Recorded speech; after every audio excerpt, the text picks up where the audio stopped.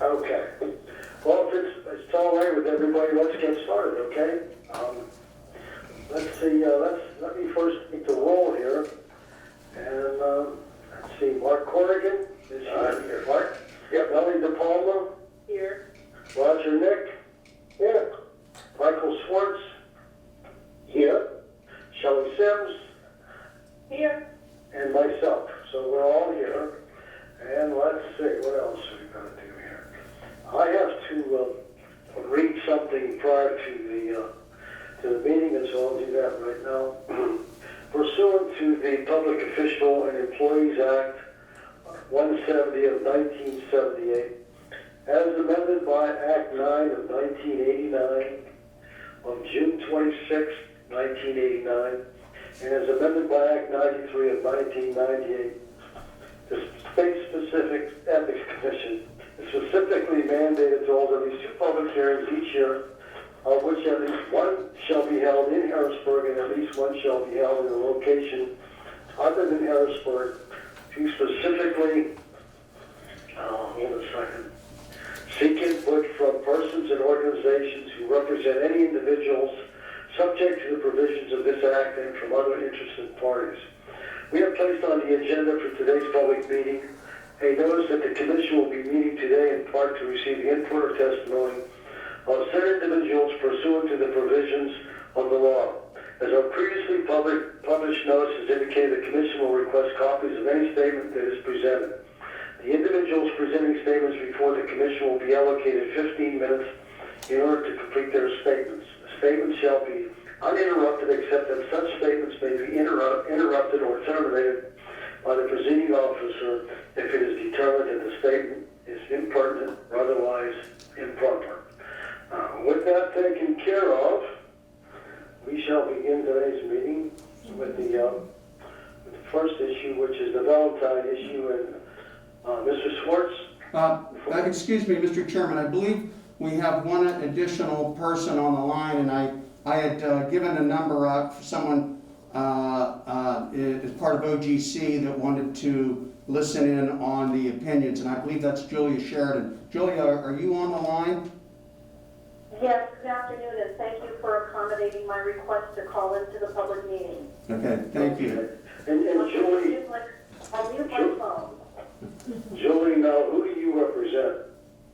I'm a member of the Office of General Counsel, and I received a copy of the agenda for today's proceedings and merely wanted to not participate in the hearing, but just attend and listen. Okay, very good.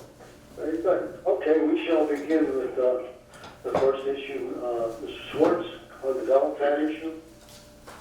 Yes, thank you, Mr. Chairman. The Valentine issue, our requester is A. Valentine.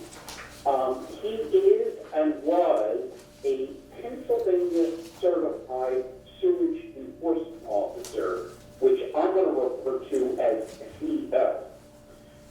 Prior to June of 2020, Mr. Valentine was employed by a private engineering firm named Barry Ifit and Associates.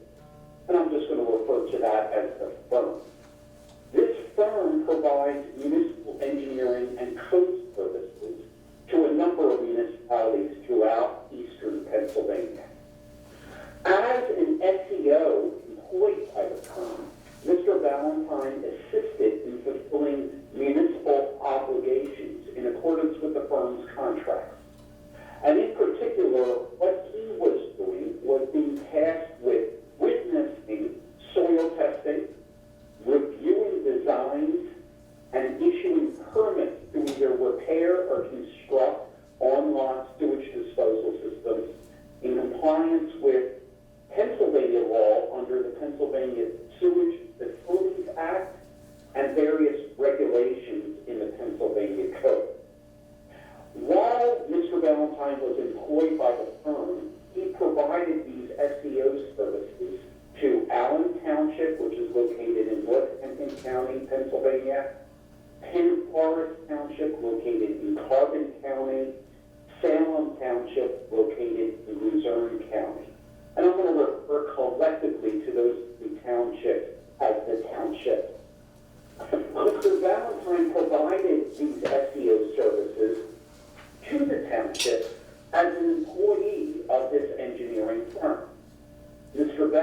Valentine, in seeking an opinion, states that he is no longer associated with either the firm or these townships.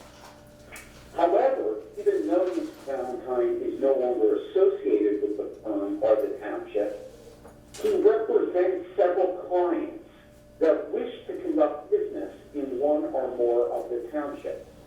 And Mr. Valentine has come before the commission requesting an advisory opinion as to whether the Ethics Act would impose restrictions upon him with regard to providing the following services in contract with private entities within the townships, the 3 townships we mentioned.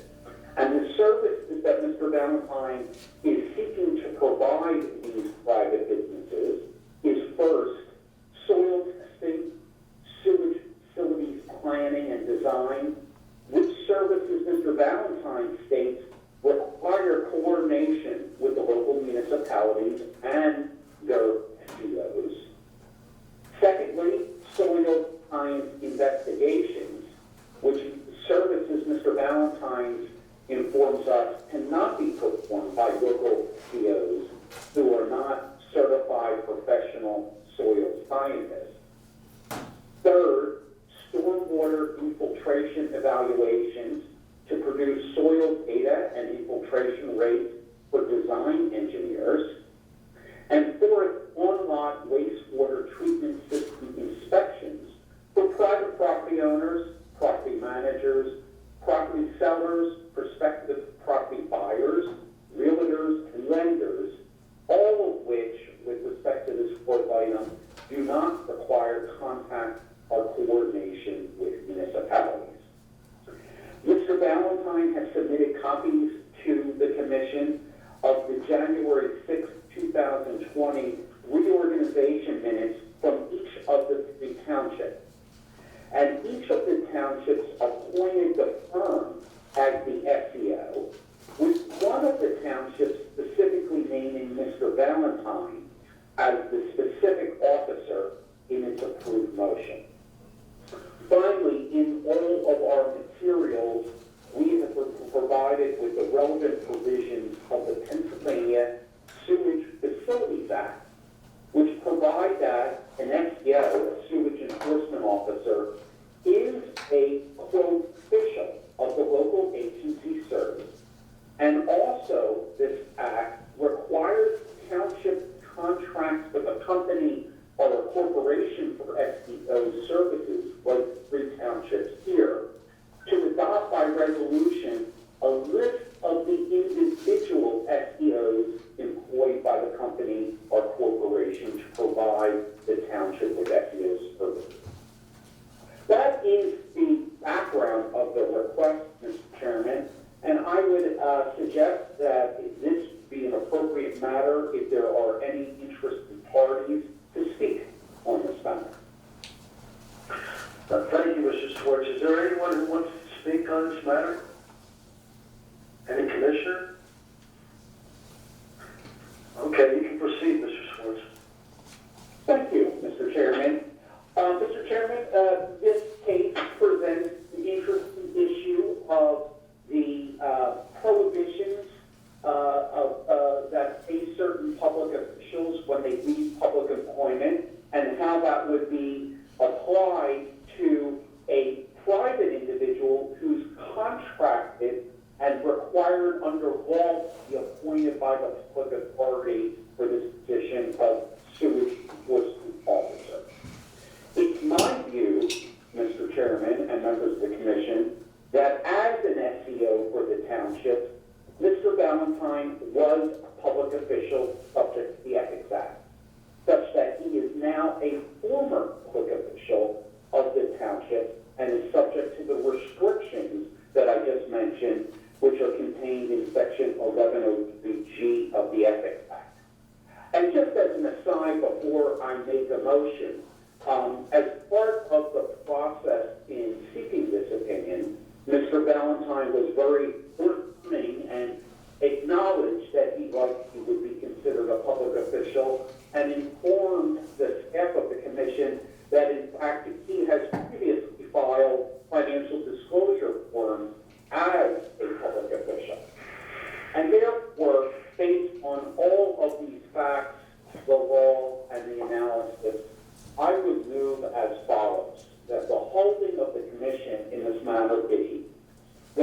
in his former capacity as an SEO for each of the townships, Mr. Valentine would be considered a public official subject to the provisions of the Public Official and Employee Ethics Act and the regulations of this commission. Upon termination of service with each of the townships, Mr. Valentine became a former public official subject to the restrictions of Section 1103G of the Ethics Act, and that the government bodies with which Mr. Valentine would be deemed to have been associated upon the termination of service with each of the townships would include the Township Board of Supervisors and all other governmental bodies within the township as to which Mr. Valentine performed services as SEO.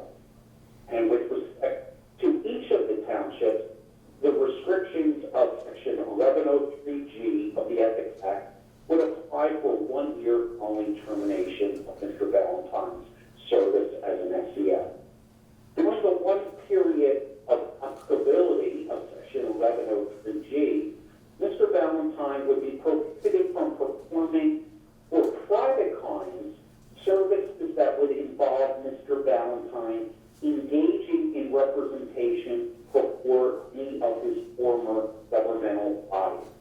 And to be clear, 1103G would not prohibit Mr. Valentine from performing services for private clients in which he would not be engaging in representation before any of the former governmental bodies.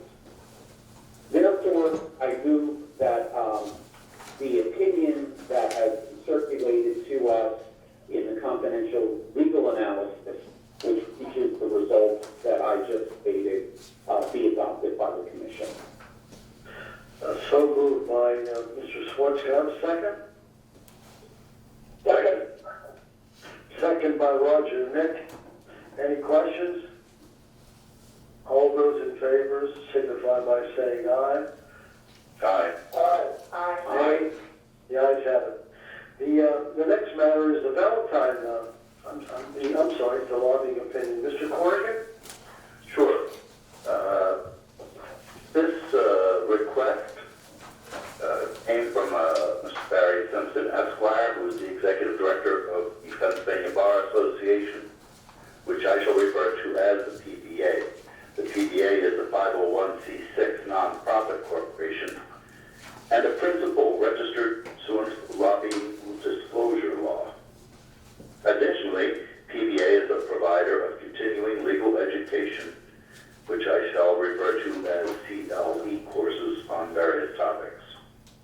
Mr. Simpson states that PBA invites public officials and public employees to serve as faculty members for its CLE courses. Mr. Simpson states that such faculty members work many hours to prepare for and teach a CLE course.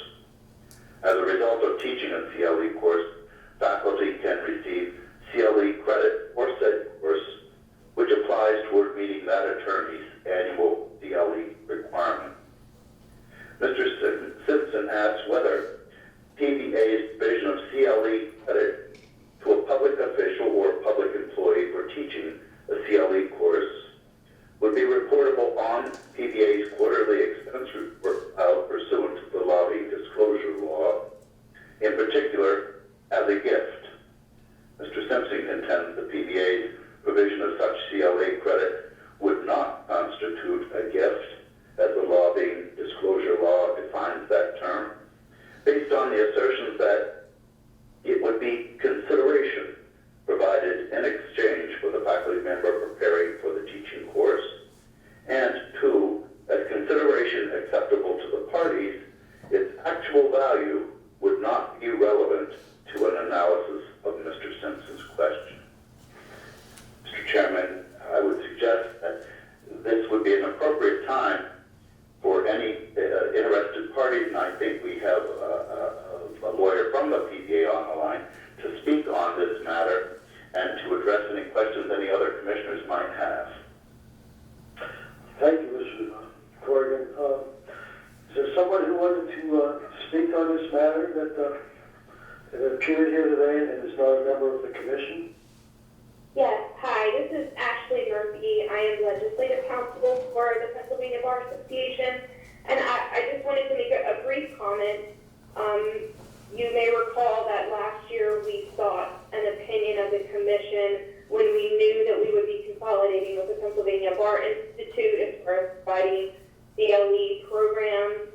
At that time, we asked a whole host of questions, and unfortunately, I believe we didn't adequately differentiate between instances where faculty members receive CLE credit for the programs for which they taught versus programs for which they merely attended. I believe one of our questions used that word, attend, instead of teach.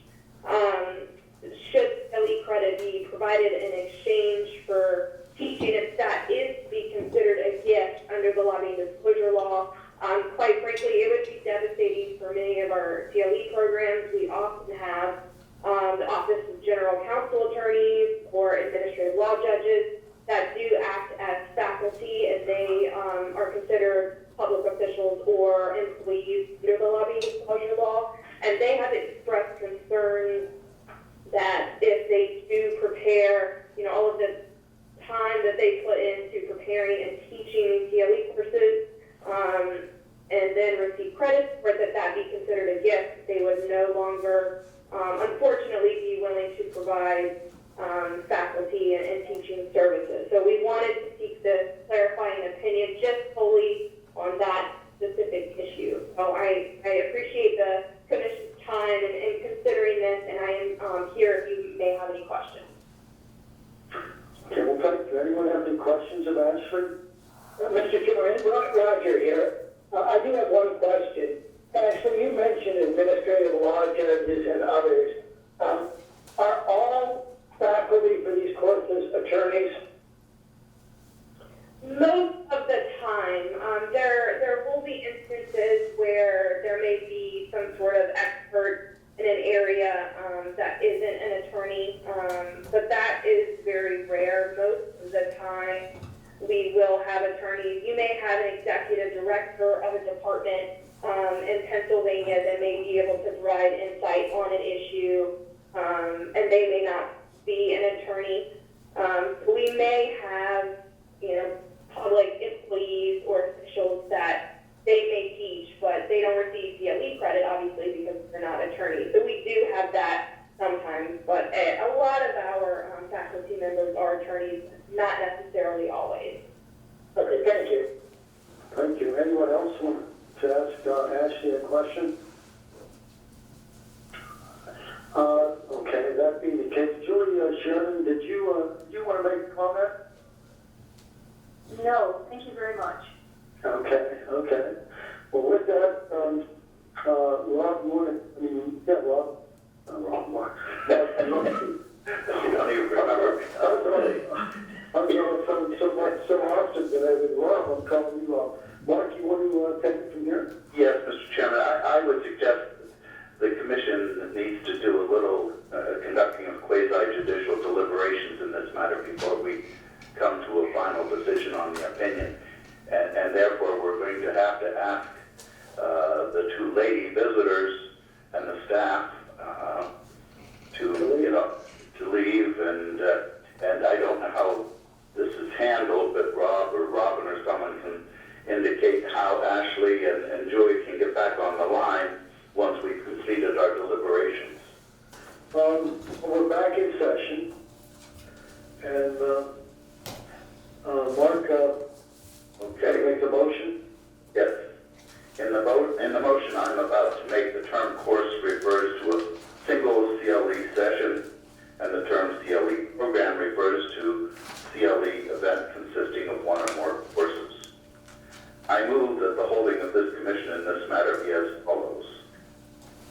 For purposes of the lobbying disclosure law, PBA's processing of CLE paperwork and payment of $1.50